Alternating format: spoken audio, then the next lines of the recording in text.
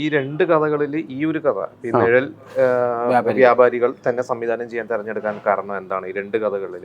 അതിനെ ഞാനൊരു സംഭവം പറയാം. അതായത് ഇത് മാഷെ സംബന്ധിച്ച് നോക്കണില്ലേ, ഇപ്പം ഇത്രേ ഉള്ളൂ. ശരിക്കും നമ്മുടെ സൊസൈറ്റിയിൽ നമ്മൾ ഇറങ്ങി നടക്കുന്ന ഒരു മനുഷ്യൻ, ഞങ്ങളൊരു മാനവികതയുടെ ഒരു പ്രമേയമായിട്ടാണ് ഈ സിനിമയിലേക്ക് രണ്ടിലേക്കും കടക്കുന്നത്. അപ്പോൾ ഒരു മനുഷ്യൻ എങ്ങനെ, ഞാൻ മാഷോട് ഞാൻ ഈ കഥ പറയുന്നു. ഒരു മനുഷ്യൻ പുറത്തേക്ക് ഇറങ്ങി നടക്കുമ്പോൾ അവൻ ജനിച്ചത് ഏതെങ്കിലും ഒരു വ്യത്യസ്തമായ ഒരു കാസ്റ്റിൽപ്പെട്ട് പോകുന്നതുകൊണ്ട് അവനെ നമ്മൾ ആ അർത്ഥത്തിൽ അവനെ തഴഞ്ഞു നിൽക്കുന്നൊരു ഒരു സമീപനമാണ് സൊസൈറ്റിയിൽ ഇപ്പോൾ ഉള്ളത്. കാരണം വെച്ചിട്ടുണ്ടെങ്കിൽ ഇപ്പം നമ്മൾ എന്തൊക്കെ പറഞ്ഞാലും ജാതി ആരും ചോദിക്കുന്നില്ല പ്രത്യക്ഷമായിട്ട്. അപ്പോൾ പക്ഷെ ജാതി എല്ലാ ആൾക്കാരുടെയും ഉള്ളിലുണ്ട്, മനസ്സിലുണ്ട്, ഈവൻ കേരള സമൂഹത്തിൽ പോലും.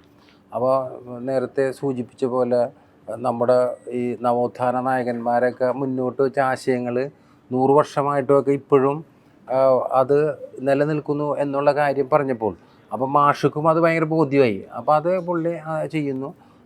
അതിലെ മറ്റൊരു സിനിമ എന്ന് വെച്ചിട്ടുണ്ടെങ്കിൽ ഈ മുസ്ലിം കമ്മ്യൂണിറ്റിയിൽ വളരെ നമുക്കൊരിക്കലും യോജിച്ചു പോകാൻ പറ്റാത്ത അന്ധവിശ്വാസങ്ങളും അതിൽ അടിഞ്ഞുകൂടിയേക്കണ ഈ ഒരു പൗരോഹിത്യത്തിൻ്റെയൊക്കെ ഒരു വല്ലാത്ത പിടുത്തവും അങ്ങനെയൊക്കെ ഒരു സാധനത്തിൻ്റെ ആ കഥ അത് ഞാൻ ചെയ്യാമെന്ന് തീരുമാനിക്കുകയാണ് ചെയ്തത്.